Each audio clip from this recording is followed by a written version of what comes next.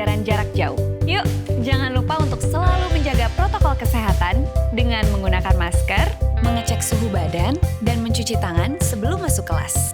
Kombinasi pembelajaran berkualitas yang aman juga nyaman, bikin orang tua makin tenang.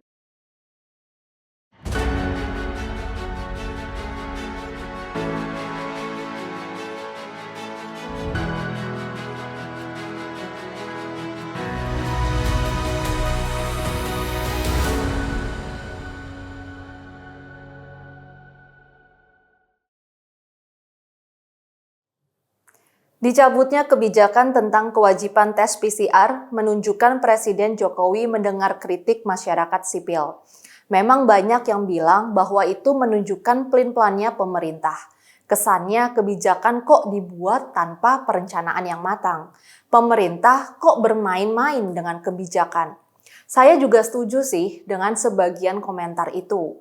Tapi di sisi lain, ini menunjukkan Presiden Jokowi mendengar bila masyarakat sipil bersuara.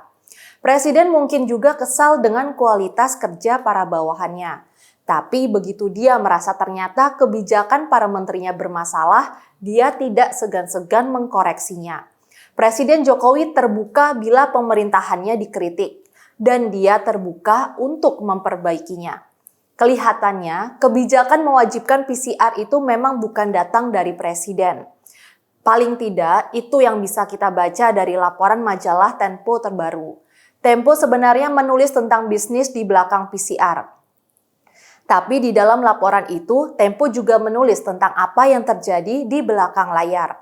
Menurut Tempo, Jokowi sempat bertemu dengan 3 menterinya pekan lalu. Dalam pertemuan itu, Jokowi mempertanyakan, mengapa ada aturan yang mewajibkan tes PCR pada setiap penumpang pesawat terbang? Menurut Jokowi, jumlah kasus kan sedang melandai, jadi kenapa harus ada tes PCR? Padahal sebelumnya, tes PCR tidak menjadi kewajiban bagi calon penumpang yang sudah divaksin. Presiden mengatakan bahwa pemerintah harus mendengar protes masyarakat yang keberatan. Presiden bahkan mengkritik koordinasi komunikasi yang buruk antar kementerian. Harga tinggi, kasus rendah, kata Presiden seperti dikutip Tempo. Menurut Tempo, sejumlah menteri yang hadir dalam pertemuan itu berusaha menjelaskan mengapa kewajiban itu diambil. Namun di akhir acara, Luhut Binsar Panjaitan menyatakan, kebijakan wajib tes PCR tersebut bisa dicabut bila Presiden tidak setuju. Pada awal November, keputusan wajib PCR pun dicabut. Usia peraturan tersebut hanya sekitar 1 minggu. Seperti saya katakan, ini menunjukkan Presiden mendengar apa kata masyarakat sipil. Begitu peraturan ini diluncurkan, masyarakat langsung bereaksi. Kami sendiri di CSW dan Cokro TV mengkritik kewajiban itu. Mas Denny Siregar, Bang Ade Armando, Mas Eko Kuntadi, dan saya sendiri sama-sama meminta kebijakan itu dibatalkan. Kritik kami sejalan dengan suara masyarakat sipil lebih luas, yang mengkritik dari berbagai kelompok. Ada kelompok relawan Jokowi, Asosiasi Pilot, Yayasan Lembaga Konsumen, Asosiasi Hotel dan Restoran, Perhimpunan Pengusaha Wisata, dan sebagainya. Bahkan ada petisi di laman change.org yang khusus meminta pencabutan kewajiban wajib PCR. Pada intinya, masyarakat sipil menganggap kewajiban itu mengada-ngada, memberatkan masyarakat dan memberatkan ekonomi. Para ahli mengatakan tes PCR tidak mendesak untuk diterapkan bagi penumpang pesawat terbang. Persyaratan vaksinasi dan antigen saja sudah sebenarnya sangat cukup.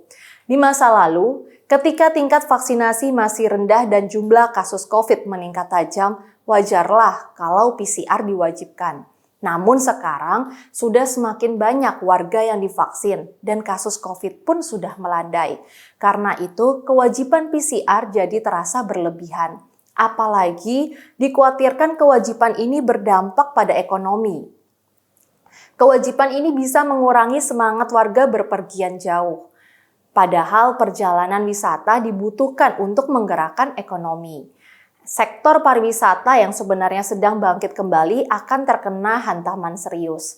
Begitu juga maskapai penerbangan yang baru saja memperoleh harapan untuk hidup kembali. Bila dipaksa tes PCR, warga akan malas berpergian.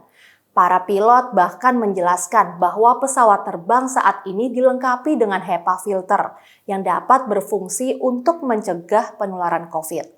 Karena kejanggalan kewajiban ini, timbullah pertanyaan, apa sih yang melatar belakangi kewajiban ini? Lucunya bahkan Presiden sendiri heran mengapa langkah itu diambil. Mungkin selama ini Jokowi sangat percaya pada para menterinya. Mungkin Pak Jokowi merasa dia tidak perlu mengatur segala hal. Dia yakin anak buahnya akan mengambil langkah terbaik buat bangsa. Tapi ketika dia mendengar pendapat masyarakat, dia nampaknya sadar bahwa kewajiban PCR ini sangat bermasalah.